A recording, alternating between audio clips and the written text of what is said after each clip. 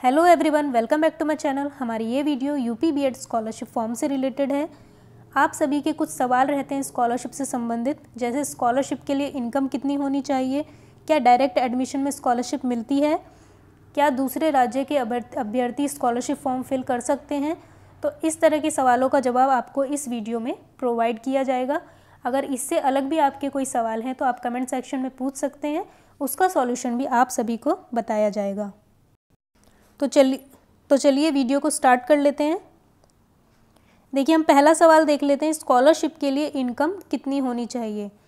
तो अगर आप जनरल कैटेगरी, ओबीसी या फिर ईडब्ल्यूएस कैटेगरी से बिलोंग करते हैं तो आपके फादर या हस्बैंड की इनकम 2 लाख पर ईयर से कम होनी चाहिए, यानी कि एक साल में 2 लाख से कम इनकम हो या फिर 2 लाख हो तो ही आपको स्कॉलरशिप मिलेगी, अदरवाइज़ नहीं मिलेगी। दूसरा क्राइटेरिया है कि आपके फादर या हस्बैंड जिनका भी आप इनकम सर्टिफिकेट लगा रहे हैं वो गवर्नमेंट एम्प्लॉय नहीं होने चाहिए। अगर वो गवर्नमेंट एम्प्लॉय हैं तो भी आपको स्कॉलरशिप नहीं मिलेगी। तीसरा क्राइटेरिया है कि आपके ग्रेजुएशन में 60% से अबव होने चाहिए। अगर आपने पीजी की बेसिस पे कर रहे हैं आप बीएड तो पीजी में 60% से अबव होने चाहिए तो ही आपको स्कॉलरशिप मिलेगी। ओके, अब हम बात कर लेते हैं कि स्कॉलरशिप अमाउंट कितना आता है जनरल, ओबीसी और ईडब्ल्यूएस के लिए। तो देखिए, आप लगभग इतनी फ़ीस आप फर्स्ट ईयर में पे करते हैं तो आपको स्कॉलरशिप के रूप में लगभग 35,000, तो आप 70% अमाउंट आपका रीपे कर दिया जाता है एज अ स्कॉलरशिप।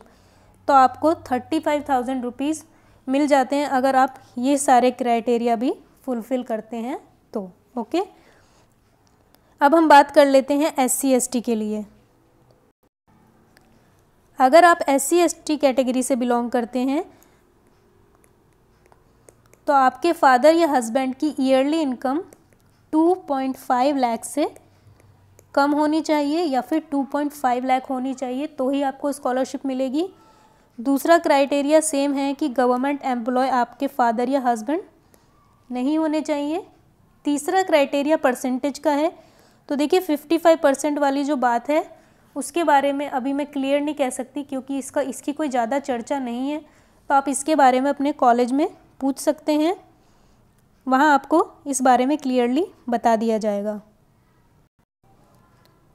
बाकी जिनके 55% से अबव हैं उनकी स्कॉलरशिप तो 100% वापस मिलेगी। ओके, उनकी स्कॉलरशिप ज़रूर आएगी।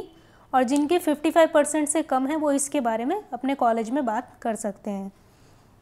तो अब हम बात कर लेते हैं कि SC ST की स्कॉलरशिप अमाउंट कितना आता है। तो SC ST को स्कॉलरशिप फुल 100% आती है, जितने आपने फ़ी पे किया उतनी ही आपको स्कॉलरशिप मिल जाती है।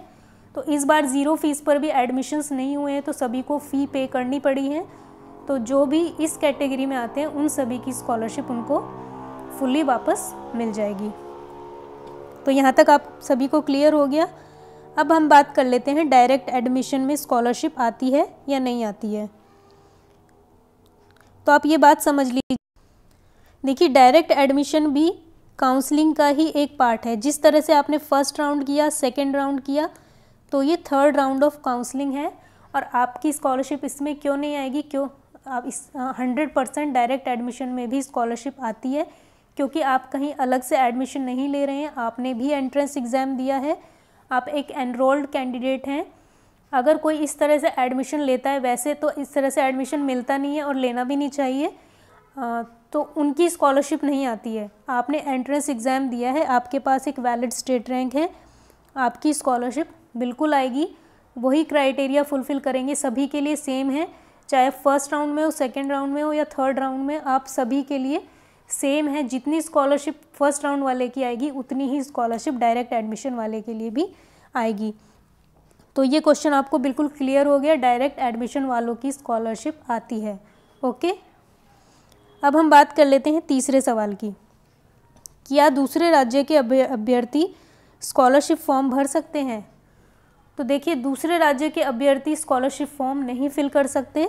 स्कॉलरशिप फॉर्म सिर्फ वही फिल कर सकते हैं जिनके पास यूपी का डोमिसाइल, आप यूपी के रहने वाले हैं तो ही आप स्कॉलरशिप फॉर्म फिल कर सकते हैं। अगर आप अदर स्टेट से हैं और आप यूपी में पढ़ाई कर रहे हैं तो भी आप स्कॉलरशिप फॉर्म नहीं फिल कर सकते। और दूसरे स्टेट से, चाहे आप SC ST कैटेगरी में हैं या फिर EWS में हैं, उन सब का बेनिफिट आपको यूपी में नहीं मिलेगा। यूपी में सिर्फ यूपी के ही कैटेगरी कैंडिडेट्स को बेनिफिट मिलेगा और यूपी के ही जनरल कैंडिडेट्स को बेनिफिट मिलेगा। अदर स्टेट वाले सिर्फ यहाँ पर पढ़ाई कर सकते हैं, स्कॉलरशिप आपको नहीं मिलेगी। तो आई होप कि आप सभी को आपके क्वेश्चंस क्लियर हो गए होंगे। अगर आपको अभी भी इनमें कोई डाउट है तो आप मुझे कमेंट सेक्शन में पूछ सकते हैं। किसी भी तरह की स्कॉलरशिप से रिलेटेड कोई प्रॉब्लम है तो आप मुझसे कमेंट सेक्शन में पूछें। और अगर आपको बहुत ज़्यादा किसी चीज़ में डाउट है तो आप अपने कॉलेज में ज़रूर कंफर्म करें। ओके, अगर आपको वीडियो पसंद आई है तो मेरे चैनल को लाइक करें, शेयर करें, सब्सक्राइब करें। Thank you.